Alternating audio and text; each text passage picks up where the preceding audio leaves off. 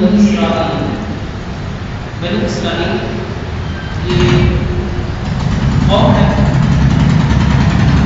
جو سیدنا موسیٰ علیہ السلام سے چلی آتی ہے. یہ در حقیقت یعقوب علیہ السلام کی اولاد بنی اسرائیل یعنی اولاد یعقوب. حضرت سیدنا یعقوب علیہ السلام کی جو اولاد ہے ان سے جو نسب چلا اس کو کہتے ہیں بنی اسرائیل. اور یہ ادھر جو نبی کریم صلی اللہ علیہ وسلم پھر ادھر جو نسلیں چلی اس کو کہتے ہیں بنی اسماعیل، کیونکہ حضور پاک صلی اللہ علیہ وسلم کا نسب کی انتہا حضرت سیدنا اسماعیل علیہ السلام پر ہوتی ہے. اور کیونکہ یہ دونوں نے دعائیں مانگی نبی کریم صلی اللہ علیہ وسلم کے لیے، تو ان کو جو بنیادی جھگڑا تھا بات و عرب کہ حضور پاک صلی اللہ علیہ وسلم آخری نبی ہیں جیسا کہ تم کہتے ہیں. ان کو یہ گمان تھا کہ اب تک جتنے نبی آئے وہ سب کے سب بنی اسرائیل سے آئے. بنی اسرائیل یعنی اولاد یعقوب سے آئے، اور تم کہتے ہو یہ جو محمد صلی اللہ علیہ وسلم نبی آئے ہیں بنی اسماعیل سے. تو یہ خاندانی جھگڑا ان کو اس بات کا بھی تھا، حضور کے انکار کا جو ذریعہ بنا کہ اب تک اللہ نے بندوں کی رشد و ہدایت کے لیے جتنے پیغمبروں کو بھیجا بنی اسرائیل سے بھیجا. آپ کو معلوم ہے 8000 انبیاء اور رسل بنی اسرائیل کی درستگی کی اصلاح کے لیے.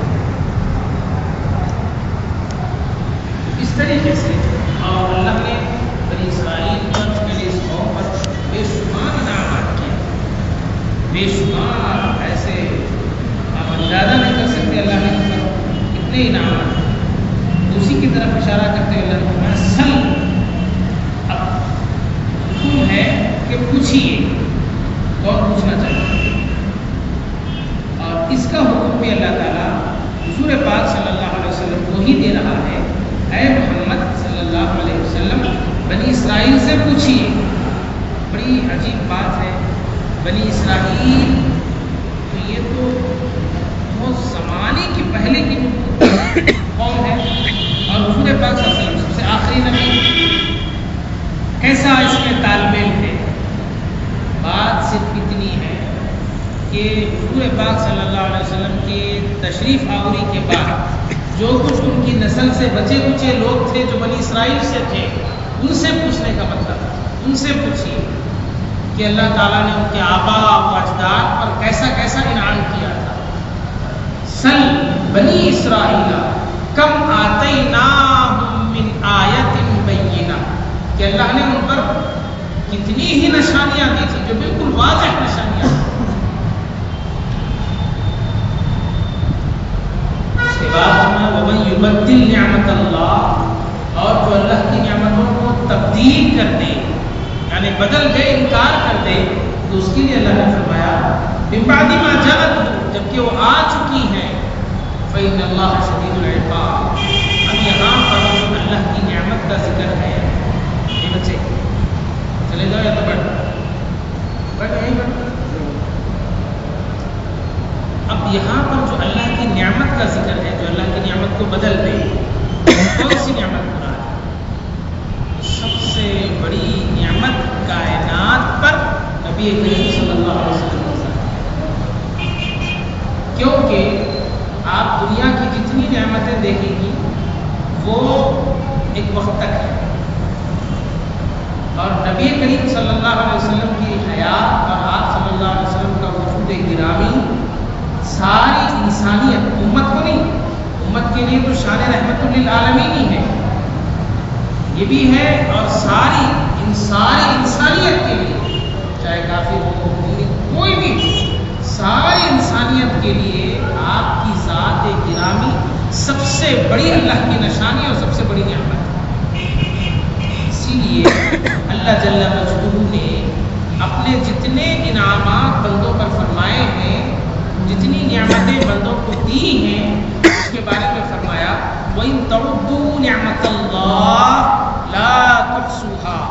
لوگو اگر تم میری نعمتوں کو گننا چاہو گے، شمار کرنا چاہو گے، لا تحصوها، اس کو نہیں شمار کر سکتے. کتنی کچھ نعمتیں ہیں، کوئی شمار کر سکتا ہے؟ تو اللہ نے فرمایا نہیں، شمار کر ہی نہیں سکتے. لیکن جب نعمتیں دی تو فرمایا شمار نہیں کر سکتے. رسول پاک صلی اللہ علیہ وسلم کو جب ہمارے درمیان بھیجا تو فرمایا اللہ نے تم پر احسان کیا. لقد من اللہ، چوتھے پارے میں اللہ نے فرمایا لقد من اللہ علی المؤمنین اذ بعث فیہم رسولا، کہ تمہارے درمیان ہم نے آخری رسول حضور پاک صلی اللہ علیہ وسلم کو بھیج کر تم پر انعام کیا، احسان کیا. اب اس کے بعد فرماتا ہے زُيِّنَ لِلَّذِينَ كَفَرُوا، جو لوگ کفر کیے. قرآن مجید میں دو قسم کی آیتیں ملتی ہیں، کفار سے متعلق بھی اور مومنین سے متعلق بھی. اب کفار سے متعلق جو آیتیں ہیں اس کو مومنین پر تھوپ دینا اور مومنین سے متعلق جو آیتیں ہیں اس کا مفہوم غلط بیان کر دینا، یہ اپنا ٹھکانہ دوزخ میں بنانے کے برابر ہے. کیوں کہ جہالت کی بنیاد پہ جو بھی کچھ بھی کہتا ہے قرآن مجید میں تو بس دوزخ میں اس کا ٹھکانہ ہے. حدیث شریف میں من کذب علی متعمدا فلیتبوأ مقعدہ من النار، جو کوئی جان بوجھ کر جھوٹ عمدن، اس مفہوم کو ایسا بگاڑ کر پیش کرنا ہے تو بس ایسا اگر کہتا ہے تو چاہیے کہ اپنا ٹھکانہ دوزخ میں بنا. اس کے کچھ عمل کو نہیں دیکھا جائے گا، کوئی عمل اس کا اس کو بچائے گا نہیں. قرآن مجید میں اگر رائے زنی کیا، اپنی طرف سے کوئی پیشکش کیا تو بس اس کا ٹھکانہ بنا. تب یہ کفار کے بارے میں آئے زُيِّنَ لِلَّذِينَ كَفَرُوا، اللہ نے آراستہ کیا ہے، اچھا بنایا ہے. کیا؟ ان لوگوں کو جنہوں نے انکار کیا. کیا اچھا بنایا ہے؟ دنیاوی زندگی.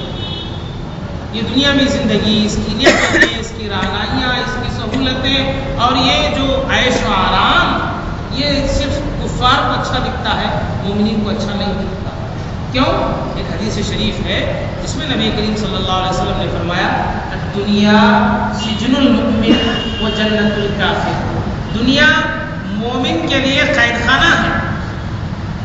دنیا مومن کے لیے قید خانہ، یعنی قید خانے میں جو سی تکلیف ہوتی ہے، ہر کام آدمی اپنی خواہش کے مطابق نہیں کر سکتا، ہر چیز پہ اس کو رکاوٹ اور ہے بھی تو ایک محدود زندگی. قید خانے کی زندگی کتنی ہوتی جی؟ ایک محدود زندگی.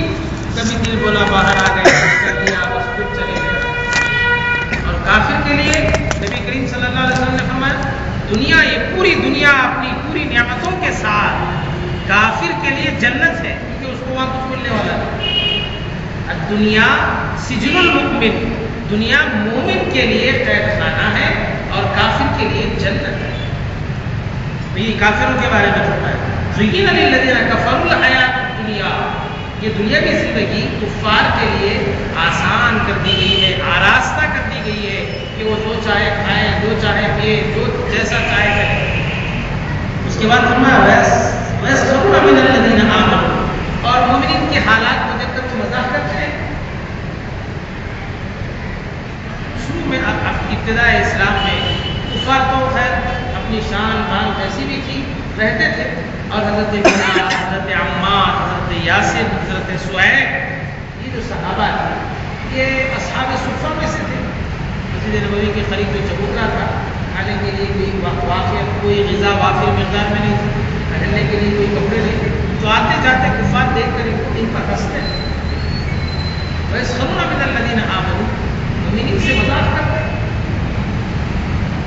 اس کے بعد فرمایا وَيَسْخَرُونَ مِنَ الَّذِينَ آمَنُوا وَالَّذِينَ اتَّقَوْا، اور جو انہوں نے تقوی حاصل کیا، اللہ کا ڈر، اللہ کا خوف حاصل کیا، فَوْقَهُمْ يَوْمَ الْقِيَامَةِ، یہ قیامت کے دن ان سے برتر ہوں گے، بلند درجے پر.